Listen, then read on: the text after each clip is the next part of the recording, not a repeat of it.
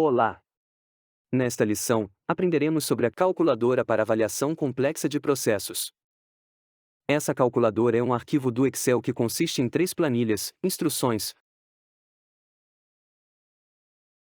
A própria calculadora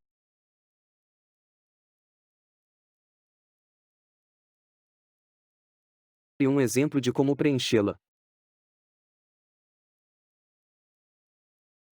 A planilha com a calculadora é chamada de nome do departamento. Se quisermos implementar a robotização em vários departamentos ao mesmo tempo, teremos de fazer cópias dessa planilha.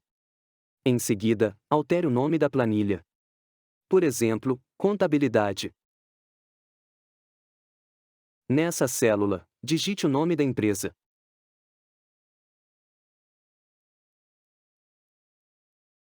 O nome do departamento será refletido automaticamente no cabeçalho. Agora preenchemos as informações sobre os processos. Pode haver vários processos em nosso departamento. Para cada processo, criamos colunas individuais. Portanto, duplicamos essa coluna quantas vezes forem necessárias.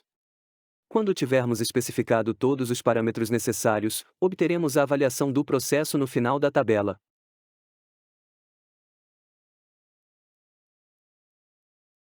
Primeiro, especificamos o nome do processo, que, nesse caso, será certificado de renda.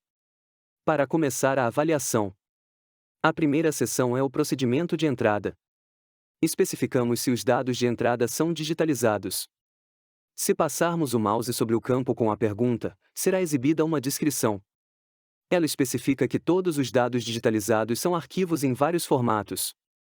Os dados não digitalizados são documentos em papel. A célula adjacente contém uma lista suspensa com a resposta a ser especificada. Clique na célula vazia. Aparecerá uma seta. Clique nela. Agora podemos escolher a resposta que queremos. Nesse caso, todos os dados que temos são digitais, portanto, selecionamos Sim. Determinamos se nossos dados são estruturados e consistentes. Os dados são considerados estruturados se forem sempre apresentados da mesma forma. Ou seja, sempre podemos encontrar as informações de que precisamos seguindo uma determinada lógica. Por exemplo, um passaporte é um documento estruturado. Para qualquer documento em que sejam permitidas variações da forma usual, especificamos Não. Nesse caso, selecionamos Não. Depois de preencher esses dois campos, temos uma estimativa para calcular a complexidade. Agora precisamos avaliar os sistemas de negócios usados no processo. Vamos supor que nosso processo de produção desse documento seja o seguinte. Primeiro, recebemos um e-mail, do qual precisamos fazer o download de um arquivo do Excel. Em seguida, temos de extrair os dados desse arquivo e inseri-los no SAP, portanto, interagimos com 3 sistemas. O primeiro sistema é o Outlook. Especificamos o nome do sistema.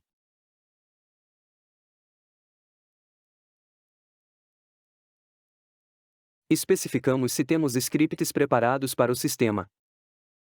Sim, é especificado se houver atividades para trabalhar com esse sistema no estúdio ou se tivermos implementado o processo anteriormente nesse sistema e alguns desenvolvimentos puderem ser reutilizados. No caso do Outlook, há um bloco de atividades correspondente no estúdio, portanto, especificamos Sim. Selecionamos uma variante de interação com o sistema. Há várias alternativas.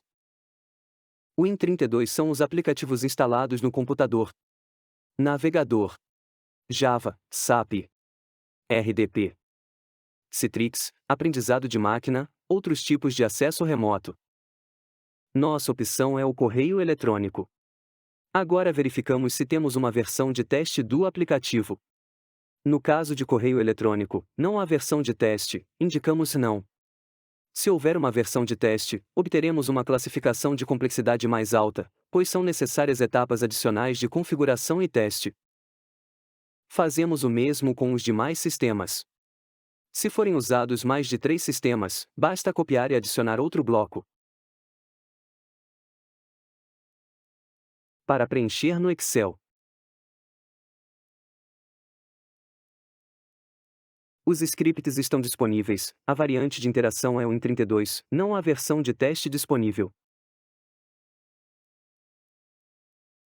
E para o SAP, temos os scripts, ele também é um Win32 e não a versão de teste. Temos a avaliação geral do sistema. Vamos passar para a estimativa da complexidade do processo. Precisamos estimar o número total de etapas. Uma etapa é uma tela de um sistema de negócios. Por exemplo, no SAP, temos que fazer login, essa é uma etapa, depois selecionar uma seção, essa é outra etapa, a próxima etapa é inserir dados, depois inserir informações em outra seção e assim por diante. Ler e-mails é uma etapa. E ler uma planilha do Excel também é uma etapa. Temos aproximadamente de 6 a 10 etapas. O número de condições é o número de processos alternativos que são executados sob determinadas condições. Por exemplo, temos de 3 a 5 condições. Agora temos que avaliar a importância do processo. Determinamos as vantagens que a robotização do processo trará. Escolha uma das 4 opções. Redução dos custos de back-office, ou seja, horas liberadas. Redução do tempo de resposta. Melhoria da qualidade da experiência do cliente. E padrões e conformidade, conclusão de tarefas sem erros e em tempo hábil. A redução dos custos de back-office é adequada para o nosso processo. O próximo ponto muito importante. Quantas transações são realizadas em um mês? Fazemos aproximadamente 1000 certificados. Agora temos que especificar se está planejado alterar o número de transações. Escolhemos a opção apropriada. Temos um número estável. Agora especificamos se há variabilidade de transações. Sim, se houver picos de carga, não, se o número de transações for sempre semelhante. Especificamos o tempo gasto em uma transação sem levar em conta o tempo de espera. Em nosso caso, é de 3 minutos. Agora temos que levar em conta o tempo de espera. Por exemplo, estamos aguardando uma resposta do sistema por um total de 2 minutos. Especificamos 5 minutos. O próximo campo é opcional e não afeta o resultado. Quantos funcionários executam o processo? Colocamos 10 pessoas. Agora, especificamos qual parte do processo pode ser automatizada. Por exemplo, temos documentos impressos. Eles devem ser digitalizados por uma pessoa, e um robô fará o resto. Portanto, o processo não é totalmente automatizado, mas 90% dele. O mesmo acontece com o número de casos. Pode haver casos muito complexos que precisam ser processados manualmente. Digamos que tenhamos 10% deles. Agora especificamos informações adicionais. Existe um SLA para o processo? Escolha sim ou não. Se houver uma regulamentação rigorosa sobre quando devemos cumprir a tarefa, selecionamos sim. Se houver um SLA, especifique o prazo em horas. E especifique também se o processo é novo ou não. Temos 3 indicadores. Quanto tempo levará para desenvolvê-lo?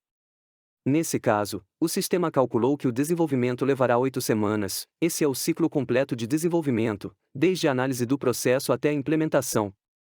Quanto FTE economizaremos com a automação? E qual o benefício que obteremos? Em nosso caso, redução dos custos de back-office, flutuação suave do volume e redução da latência de sistemas lentos. A flutuação suave do volume significa que não haverá problemas durante os picos de carga. Não serão necessários recursos adicionais e tudo funcionará dentro do prazo. Isso preenche as colunas de cada processo.